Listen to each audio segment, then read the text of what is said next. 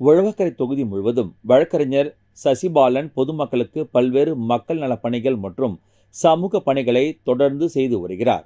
இந்த நிலையில் தற்போது உழவக்கரை தொகுதி முழுவதும் இலவச ஆம்புலன்ஸ் சேவையை மணிகண்டனுடன் சேர்ந்து இலவச ஆம்புலன்ஸ் திட்டத்தை வழக்கறிஞர் சசிபாலன் துவக்கி வைத்தார்.